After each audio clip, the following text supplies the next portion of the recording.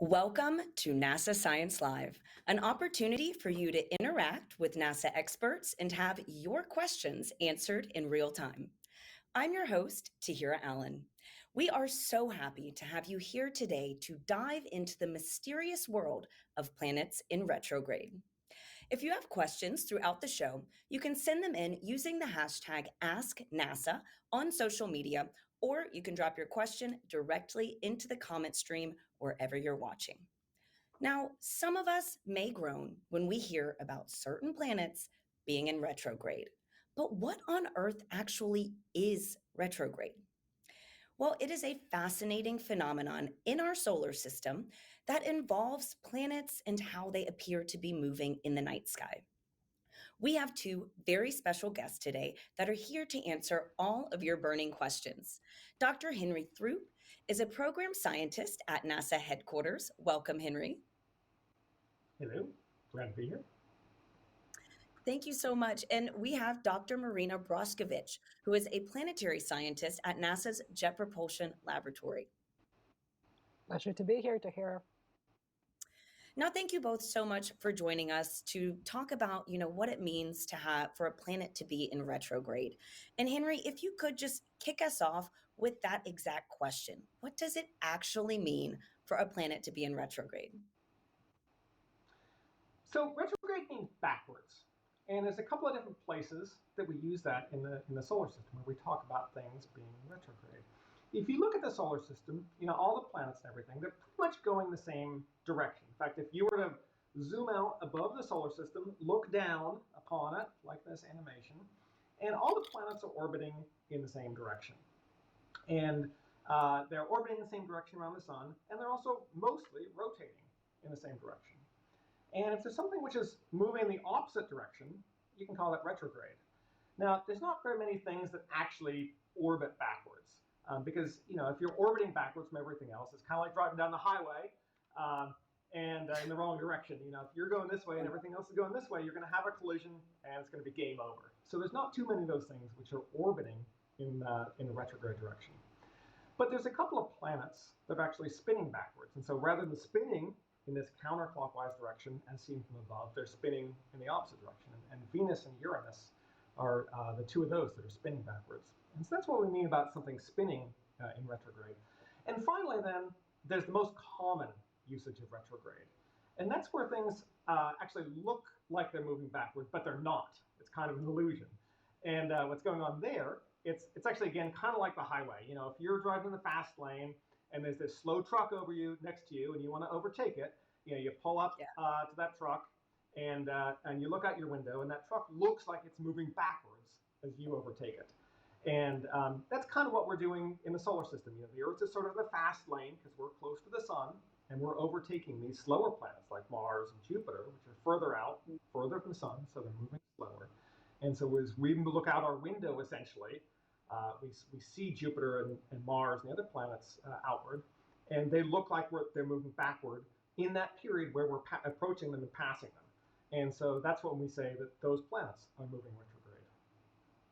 So in our solar system, it's kind of just an optical illusion with that explanation, you would say. Yeah, the planets are still moving forwards. The orbits are just like in the animation, the orbits are still going seen from above. They're going counterclockwise, and those orbits are stable, and they've been doing that for billions of years. But as we overtake these slower moving planets, they look, from our perspective, like they're moving backwards in the sky. So, Marina, can you explain to us then why aren't any planets in our solar system in a true retrograde orbit? Well, that has to do with how our solar system was forming from a rotating protoplanetary disk, and it has to do with the subsequent orbital evolution of the newly formed planets. So basically, the planets today, they're orbiting in the same direction as that original cloud of dust and gas from which they formed. So there are physical mechanisms that can flip the orbits so that planets start going the other way. But if such conditions ever occurred, those planets were not long-lived, because we obviously don't see any planets in our solar system that are going backwards today. Interesting. So an orbit can tell you a lot about the formation of a solar system. Yes, each orbit tells a story. Wow, I love that. And Henry, how can retrogrades affect us Earthlings? So, it used to, people have been looking up at the sky for thousands of years, right? And so it used to be, in every culture across Earth, people have had names and stories and about the stars and the planets and the constellations. And those stories really connected people to the sky and the world around them. And people used to think that the planets controlled us, like where the stars were when you were born actually influenced you. And that's because back thousands of years ago, we didn't know much about physics and biology and human behavior and those sorts of things, which actually do control our lives.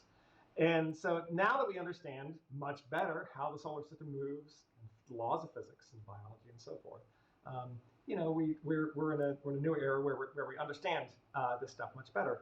But you know what? It's kind of interesting. The more we know about physics, the more people actually, I think, like to go outside, and they like to see the planets and the moons, the comets, and meteor showers, and all these other things in the sky. We like to observe those for themselves. And you don't need a telescope or binoculars. You can see the motion of the planets just with your eyes. You just look up, and from one night to the next, to the next, to the next, you can see the motion of the planets, and you can see them move. And people love having this connection with the solar system today, much like they did thousands of years ago, even though our understanding of the physics is so different now.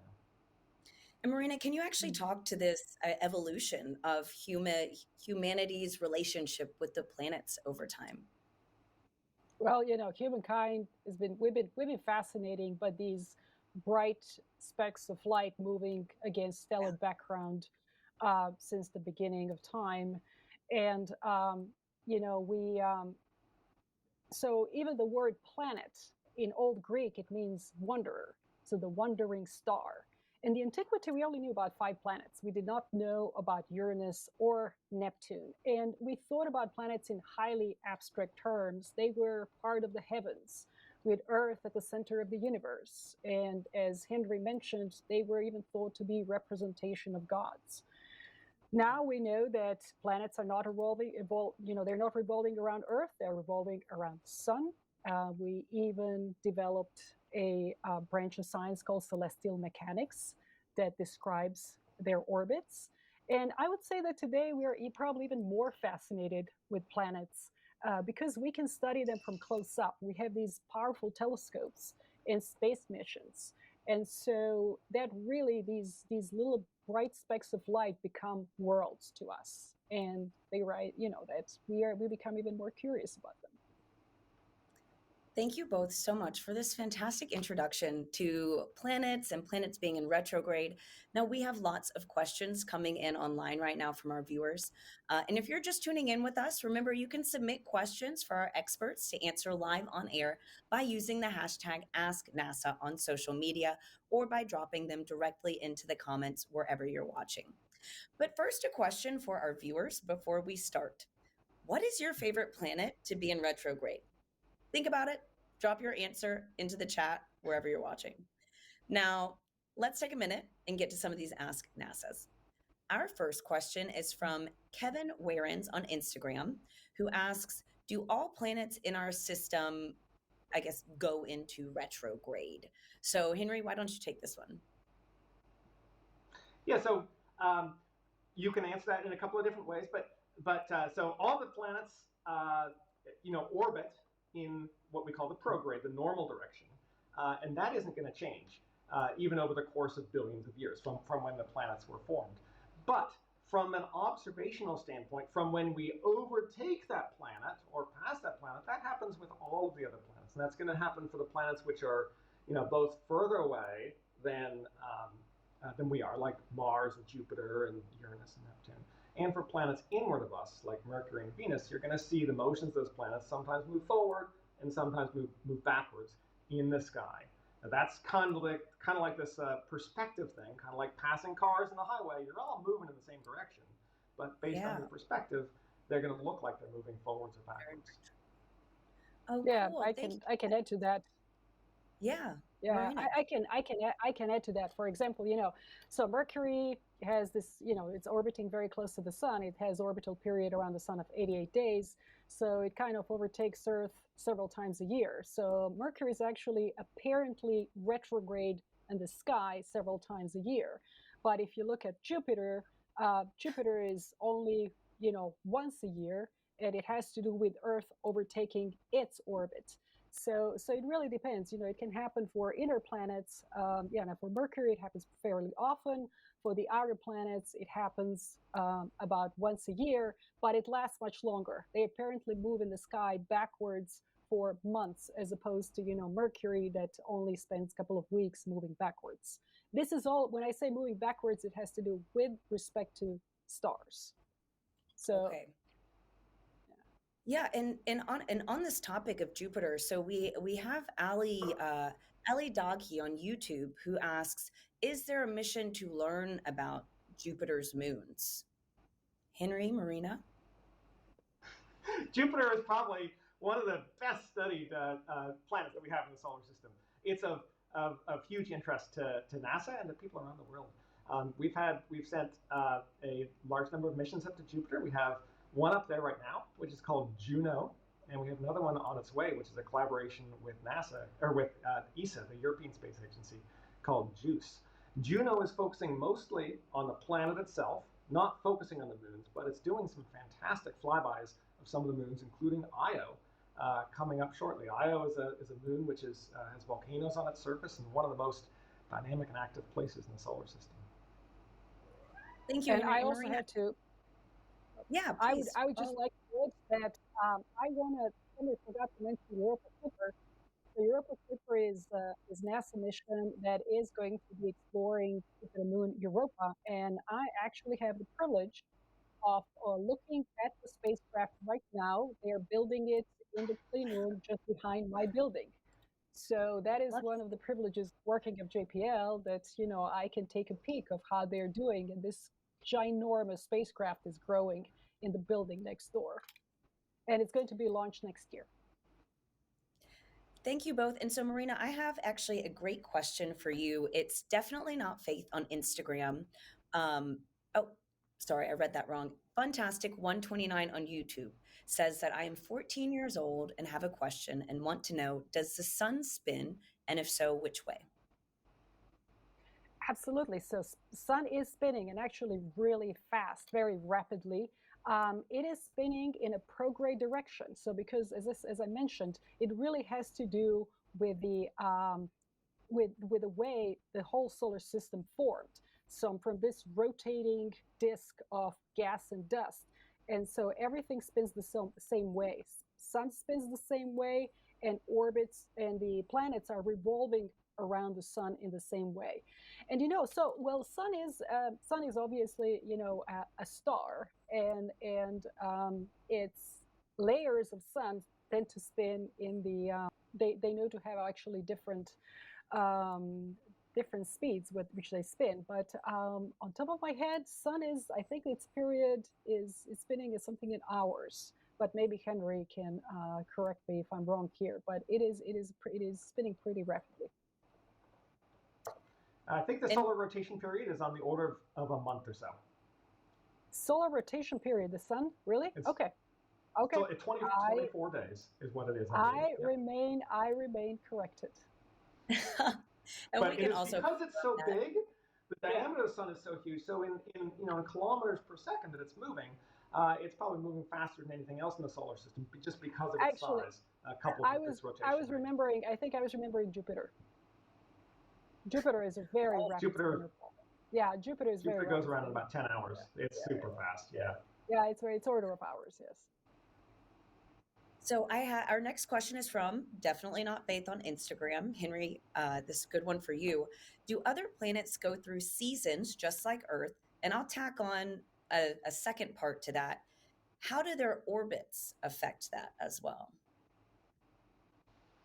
Yeah, so we go through things like seasons on all the planets. The seasons on Earth are influenced by where the North Pole is and what the tilt of the Earth is relative to the tilt of other things in the solar system, such as the orbit of the Earth or the orbit of the other planets. And so all of the planets go through different seasons to different amounts. Uranus is one which goes through seasons essentially more than anything else because it's tilted essentially on its side. And so you have half of Uranus that for dozens of years is seeing the sun full on, and then on the other half of its orbit, the other half of it's seeing the sun full on. And so its seasons are sort of the most extreme of anything else in the solar system. Well, for many reasons, lucky us, we do not live there. And so we have our next question, who is Rekha on Facebook, who asks, should we associate retrograde as a bad omen or that bad things will happen? Marina, Henry, either of you feel strongly about that one? Yeah, it has really nothing to do with us. It's just the optical illusion, as Henry mentioned in the intro. It looks neat on our night sky to see a planet moving opposite direction than what we expect. But it really, in the grand scheme of things, it's just a pretty sight. It has really no influence on us on Earth. And I want to go back to Uranus. Henry, I think now everybody is really focused on that planet, that topic. We have Asani Yurda on YouTube who asks, why does Uranus show the retrograde motion and what are the reasons behind its axis 97-degree tilt? Basically, like why do we know why it is that way? Yeah, so Uranus is mysterious here because we unlike the other planets, it's really tilted on its side there. We think that it might be due to an impact in its past that tilted it. We think that it probably formed in the same way as the other planets, spinning in the same direction. But then a couple of possibilities that it could have been impacted by something else, like another small planet, large planet, something like that, then tilted around, or a gravitational interaction with something else. And I think Marina knows a little bit more about your star. Yeah, well, it really is. I mean, Henry kind of pretty much summarized it all. But, so basically, if Uranus was just your regular planet, it would just be spinning in the same direction as it's revolving around the sun. But instead, it's kind of tilted 98 degrees on the side, and it's more kind of rolling like a little barrel around the sun. And this is really this big question of why it is that way. And what is also fascinating, not only is the planet tilted on a side, it's the entire system of rings and moons is also tilted on a side, which is kind of tricky to explain with just the impact theory, because the impact would be just tilting the planet, but now we are talking about the system of moons also being tilted on a side. Uranus is a future destination for NASA missions. So hopefully next decade or something. And I really can't wait for us to have a kind of grand spacecraft mission like Cassini was around Saturn. Fingers crossed. And so on this topic of planetary orbits, what can they tell us about solar system formations? Marina? So yeah, as I was mentioning before, so you really kind of have to look at each one of them individually. For example, so we established there are no retrograde planets because everything, the initial protoplanetary disk from which the entire solar system formed was spinning in the same direction. So, for example, I like to mention my favorite topic and objects that fascinate me are the retrograde moons of the outer planets. For example, maybe I would like to start with the planet Saturn. Saturn has, it has this great system of rings, and then it also has a system of regular moons. and it has 24 regular moons. And these regular moons, what you see, they orbit in nearly perfect circles in equatorial plane of the planet and in the same direction as the planet is spinning and revolving around the sun.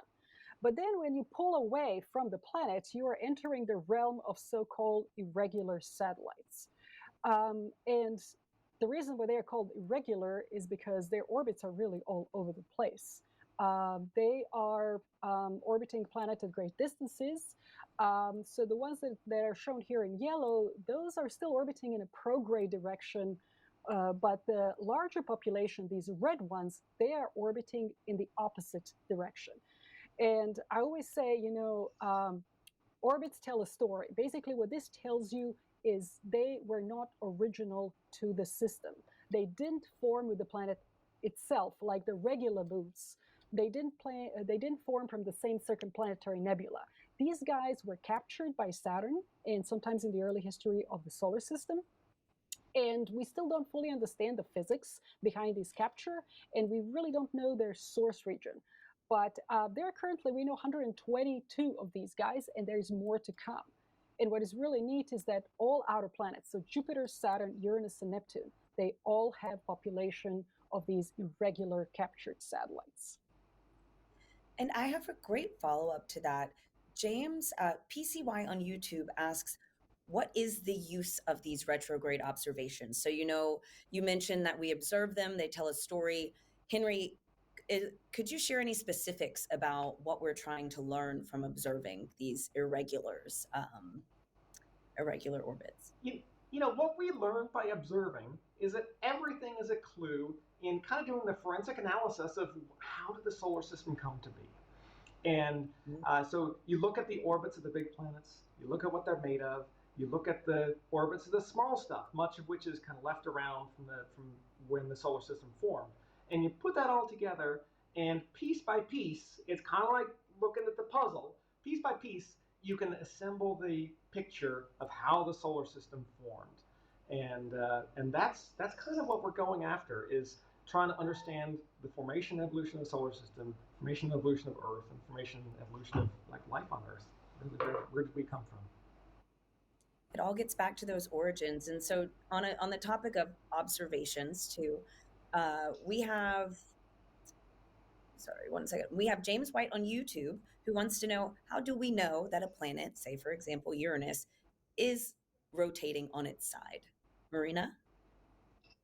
Well, this comes really from observational data, and we have big telescopes that can resolve planet really, really well, and it's just the feature tracking.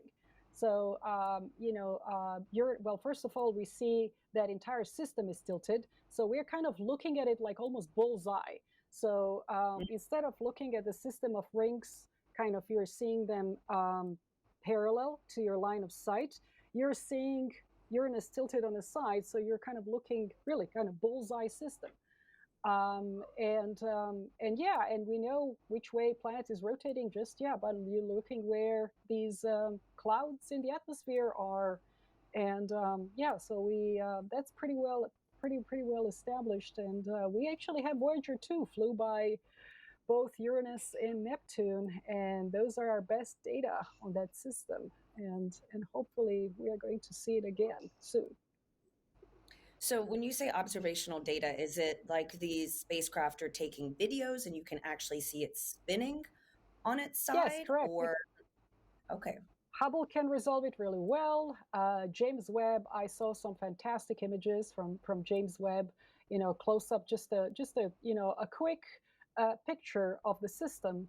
And I'm really interested in these inner satellites of Uranus. There are 13 of them. They're orbiting really close to the planet, and they're interleaved with the dust rings. And they're not easy to see because they are faint, and they get lost in the bright glare of the planet.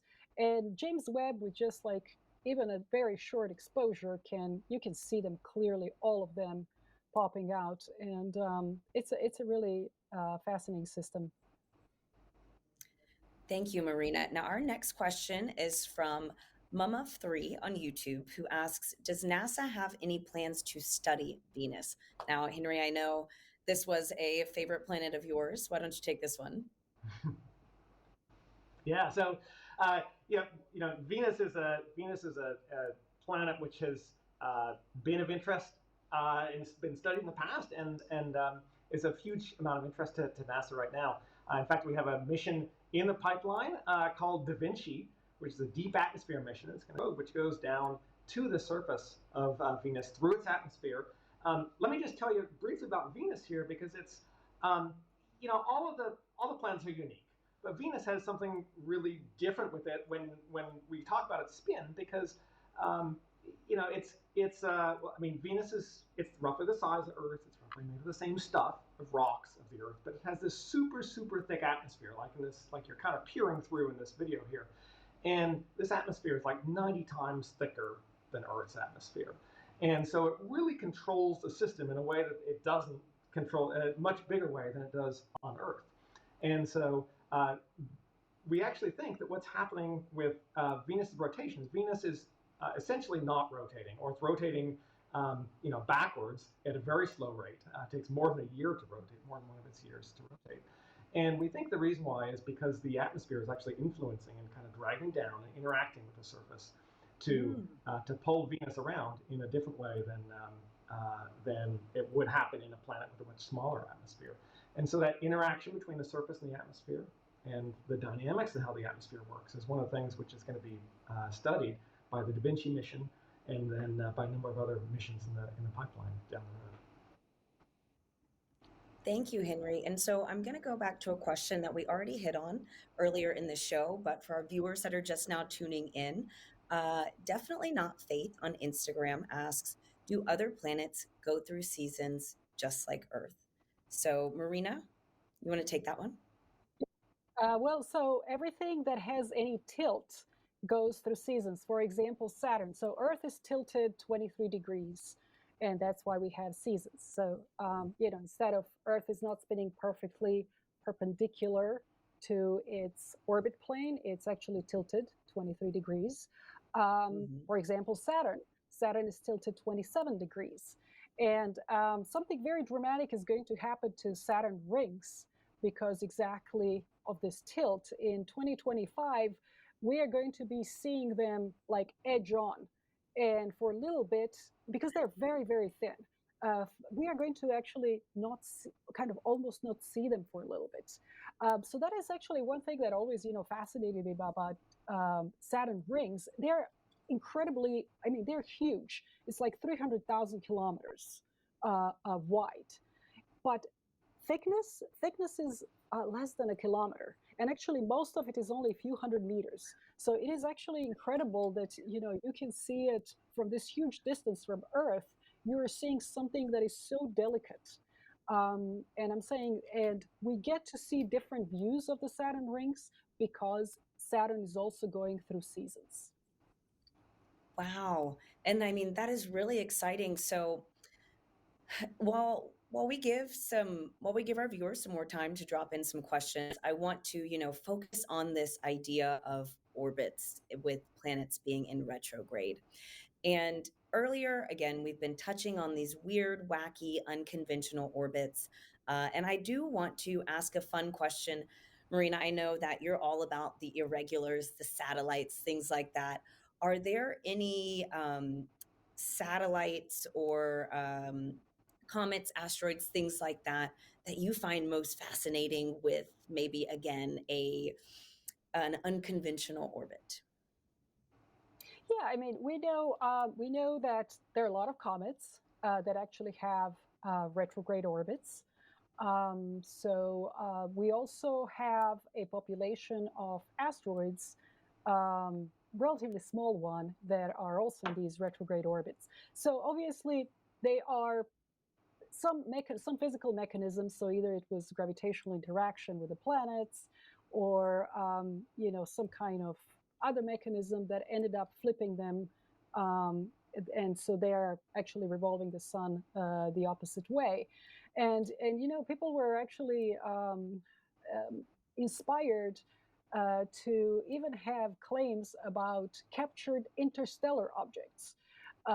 Because, it knows to be that stars are forming in clusters. The material around one star doesn't necessarily go in the same way as the material of another star. And if they're forming close together, sometimes one star ends up stealing material from another star, maybe another object. And that's how you end up with this, kind of object going the other way than anything else.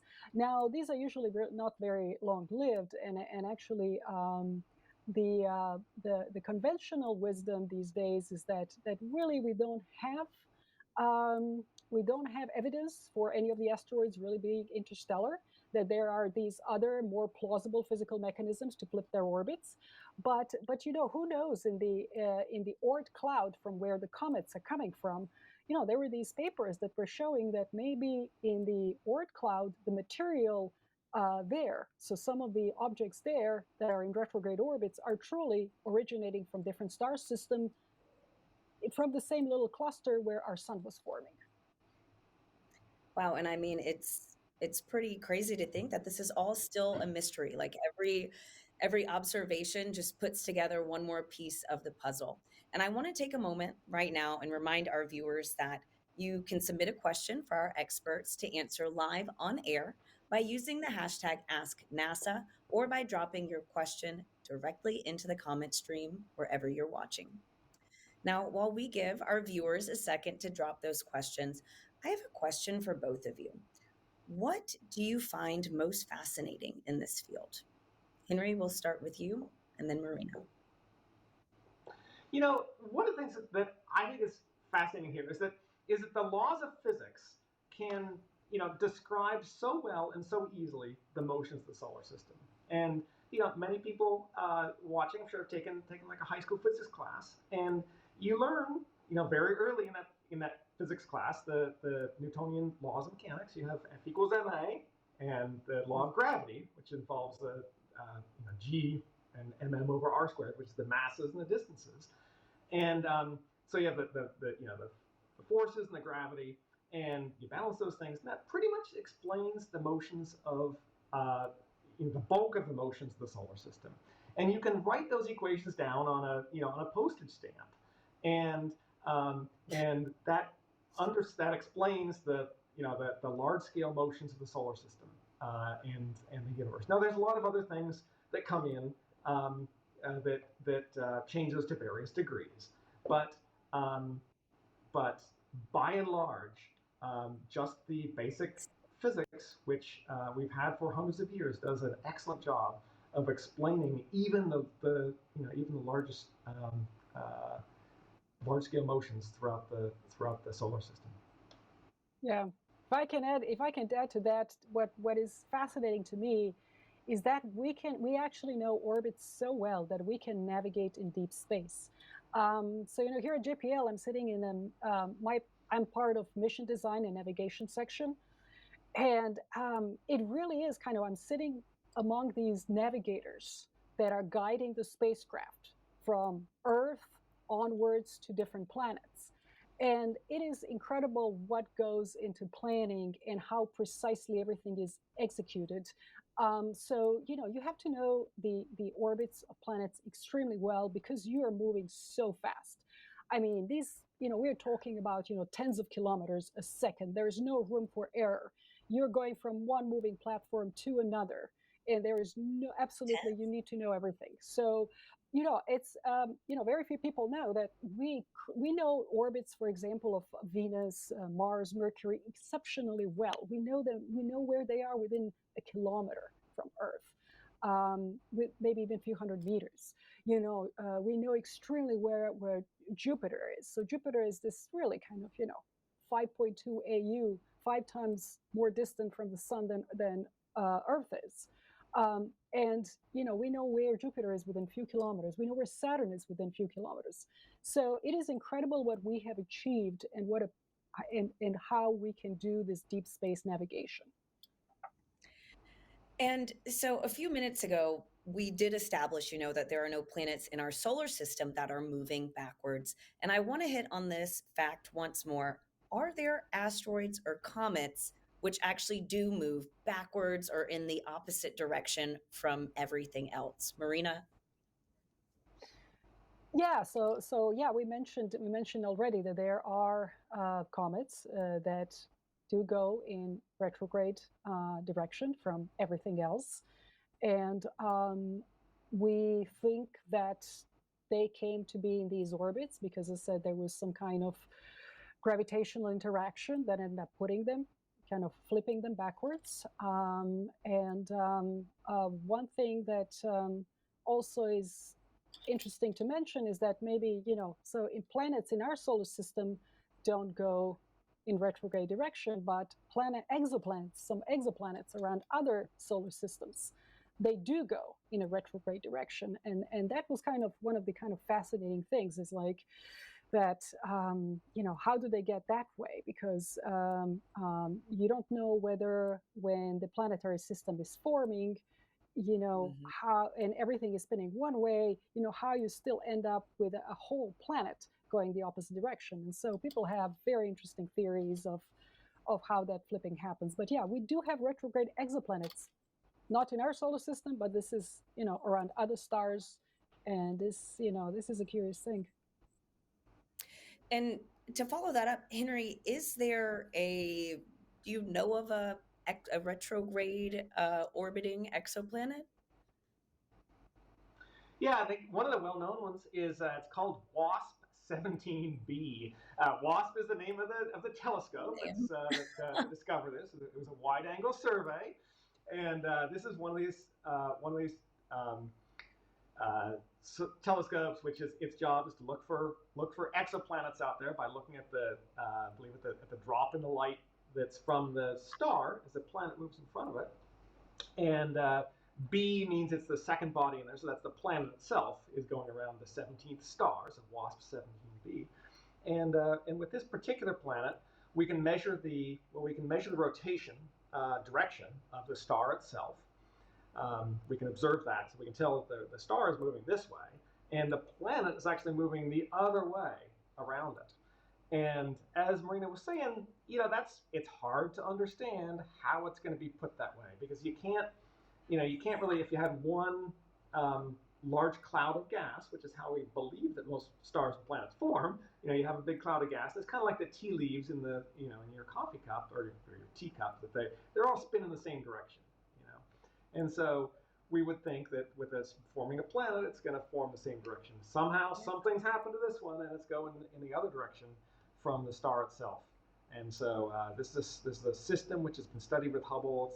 It's been studied with JWST, and I'm sure we're going to find other ones which are similar to this, and eventually put that picture together to what's causing its unique motion.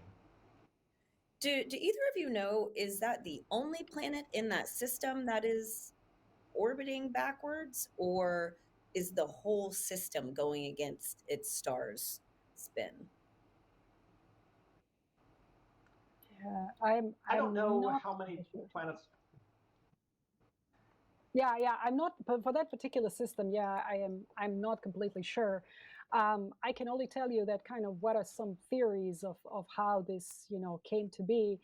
It all has to do with the planetary systems. Really, kind of, stars are not little islands, and planetary systems don't form in isolation. Usually, you have a cluster of stars. If you remember, Hubble has that kind of some famous pictures of a stellar nurseries in Orion, when these little kind of planetary systems are emerging from a ginormous cloud of gas and dust. And so anyway, so it tends to be, they're so closely packed together, they tend to steal material from each other. And then that's how you end up with that, most of the system is spinning one way, but you do have a part, sometimes even part of a disk. So it's not even planet formed yet, but it's a disk, part of the disk that is spinning the opposite direction. And so some interaction has to happen. Usually it is with neighboring stars, or sometimes it needs to happen that this continues spinning one way, but the central star flips, ends up changing its spin state. Again, mechanisms can be pretty exotic. It can be even kind of this weird magnetic field of the star tilting the disk or something like that. So there's some pretty interesting physical processes need to occur in order for either star or disk to flip. That is so cool. Thank you both for that explanation. And now, before we check in with some more questions on social media, I do want to share with everybody watching that you can actually see some of the planets and moons that we've touched on in today's show in the sky this month. Saturn, Jupiter, and Venus are all visible. Now, if you want to know when and where to look up, you can visit go.nasa.gov/what's up. Okay, let's hop back into some more of those Ask NASA questions. So we have a viewer on YouTube who asks, do dwarf planets also go through retrograde? Henry. Yeah, so dwarf planets are going to be exactly the same in their motions um, as other things in the solar system. And so, in fact, the dwarf planets are further out than Jupiter and Mars and Jupiter and so forth. So, look at Pluto, look at Eris, and so forth. And so, just like them, they're moving forward. They're moving in this counterclockwise direction, as you've seen from the top. But our orbit is going to overtake them because they're moving super slowly out there. So they take much longer to pass through the sky. So you don't see them moving so quickly in the sky. And so, dwarf planets are harder to observe. You have to use a telescope to observe them. You can't see them with your naked eye. So it's not quite like, with Jupiter, you can see the motion and you can actually see this loop if you plot out Jupiter's position relative to the stars night after night. You can actually see that yourself. With a naked to eye? watch anything further out, like the dwarf planets, you really need you need a telescope so you can see them. But then you could plot out their motion and it makes a little loop in the sky as it goes backwards and then forwards again. Oh, well, you reminded me of something. You reminded me of something. You reminded me of actual retrograde, my favorite true retrograde dwarf planet, and that is Triton. So Triton is moon of Neptune, but once upon a time, it was probably just a irregular dwarf planet like Pluto that was orbiting the sun. But somehow in the early history of the solar system, it ended up being captured by Neptune. And you can see it orbiting Neptune in this weird, it is something size of Pluto. It's a huge. And it is orbiting in a different direction. So it definitely did not form with the planet itself.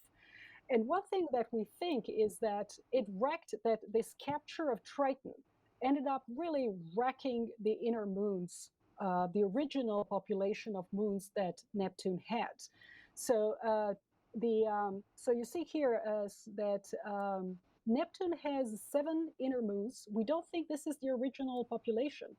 They probably formed after the capture of Triton from the rings, because all these inner moons ended up colliding and just making like a basically big debris ring around Neptune, and the moons again coalesced, and they're now orbiting in the same way as the planet. But you see Triton looming in this retrograde orbit behind them. Yeah. Cool. Well, thank you both for that. Our next question is Elisa Slay on Facebook, who asks, do other planets have north and south poles like Earth? And otherwise, how do we know with 100% certainty that the planets are tilted? Henry? So we know the planets are tilted because we can take pictures of them. It's pretty simple. So you can go out there and you can actually see, with a small telescope, you can observe Jupiter, and you can see, Jupiter has belts of gas going on it, and they look like lines. And even a small telescope, a couple of inches across, you can see these. There we go. And so you can see those easily, and you can see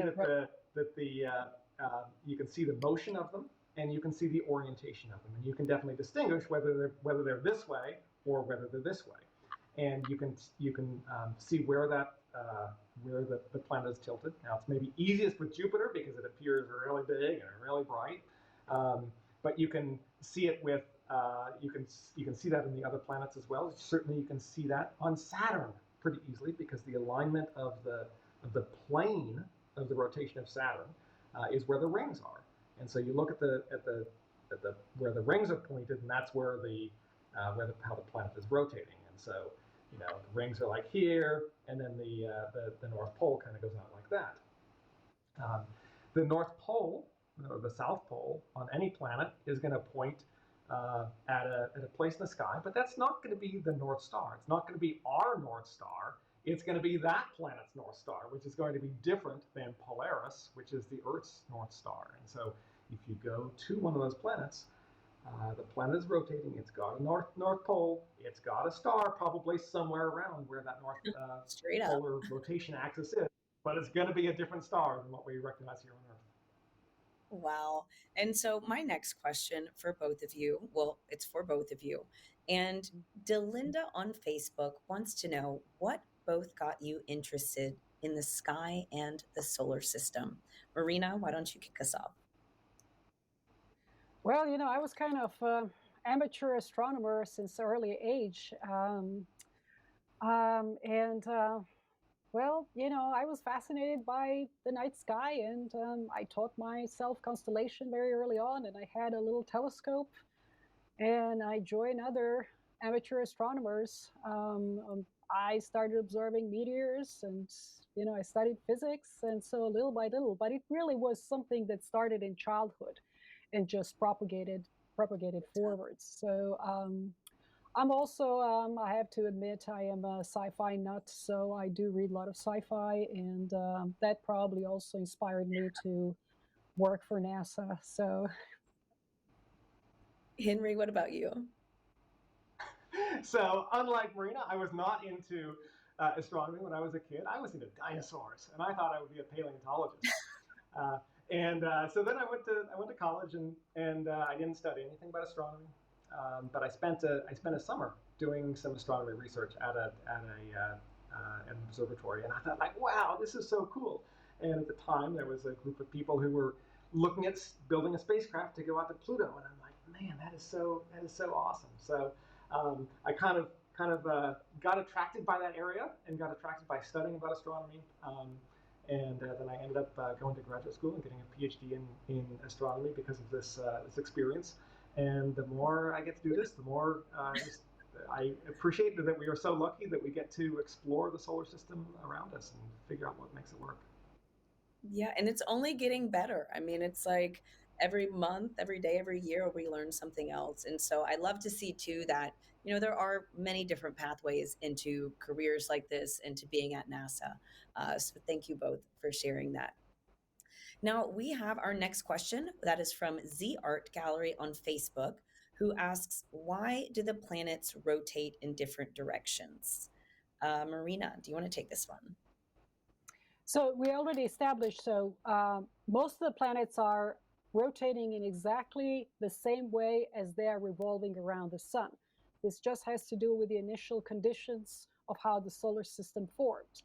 We have two of them that are different. That is Uranus, that is tilted on the side 98 degrees, so it's kind of rolling. And then there is Venus, that is really spinning upside down. And there are just physical processes that can flip the planet from being upright to being sideways. We already mentioned potentially they got hit, they got just impacted by a protoplanet during early days of the solar system. There are also some other explanations of that has to do, in the case of Venus, it has to do with the sun also influence on the very dense atmosphere that Venus has, and this friction that happens between atmosphere and mantle and the core that ends up kind of dissipating energy and slowing the planet down. I actually read one more theory on Venus, that it was basically, it was just slowing down because of the sun influence on Venus, that it was slowing down more and more, and then until it was kind of pretty much tidally locked, and then it started spinning the other way. So it never really went from here to here, it just kind of was spinning, started slower and slower, and then started going the other way. They're various theories. So these are various theories that, you know, you can cook in your computer. Yeah, thank you. Thank you for that. And so earlier, Henry, you were talking about being able to see some planets in retrograde and others might be too far away. Can you see any planet that might look like it's in retrograde from Earth with the naked eye? Yeah, so you can observe, people have been looking at the planets for thousands of years. People have, it's easy to see Mercury and Venus and Mars and Jupiter and Saturn. Those five you can see easily with your naked eye, like people have been doing for thousands of years. And the inner planets, those ones like Mercury and Venus, those are the ones which are overtaking us, as Marina was mentioning. And so they spend part of their time moving in from our perspective, moving forwards or in prograde, and part of their time moving retrograde or backwards in the sky. It's a little bit different pattern for the ones which are outside of us, Mars and Venus. Mars and Jupiter and Saturn. Those are outside of us, and so we're moving faster than them because it's the closer you are to the sun, the faster you go because the sun's pulling It's around like the faster. So racetrack. these outer planets would like the racetrack, exactly. So Yeah. we're kind of on the fast lane on this racetrack since we're closer to the sun. We're overtaking Mars and Venus, and it's just like looking out the window of your car as you're overtaking someone on the highway. That you look, you've got this slow truck on the slow lane that you're passing beyond. You look out your window and they're going behind you. It looks like they're going backwards. There, you're actually still moving forward, but from your perspective, it looks like they're moving backwards. And that's what we mean by retrograde for the outer planets. Well, thank you both. We have time for one more question. And so I actually have one for both of you. Marina, we can start with you, and then Henry would love to hear your thoughts. But do you have any advice for our viewers that are, potentially considering a career or a path in astronomy? Well, I can tell you that, here at JPL, I've been working with some people that have been in the field, the STEM field, for 40, even 50 years. And I still, these are both scientists and engineers, and I can still see that they have that same spark in them that they probably had early in their careers. So my advice is that study that math very hard, because knowing math can lead to a very happy and long career. Henry? So I would say advice for anybody, find something that you really love to do, because that's what you're going to be the best at, and that might be in astronomy, it might be in math, in physics, in design or engineering or writing or in building things or art or whatever it is. And people at NASA do all these things. NASA is not just astronomy, but NASA involves all of these wide variety of other things. So find the thing that you love, keep doing that, be great at it, and there really are possibilities at NASA for everyone. Yeah, and who knows, 40, 50 years down the line, you've still got that same spark. And so thank you both for that fantastic advice. And two, just for all of your help breaking down planets and their orbits and what retrograde actually means today. Thank you. It was a pleasure to be your guest. Thanks for having And me. and thank you to everyone who joined us online as well. It was so fun answering you so many questions about your favorite planets and again, what being in retrograde actually means. Now, we hope you'll keep up with NASA's efforts studying our solar system and beyond, and you can do so by following NASA Solar System on Facebook, X, and Instagram. Now, if you're looking to deepen your personal connection to the amazing places that NASA studies, you can visit go.nasa.gov/what's up. There is always something to observe in the night sky, and with NASA's monthly tips, you can know when and where exactly to look up. Again, thank you all for joining us and hope to see you next time.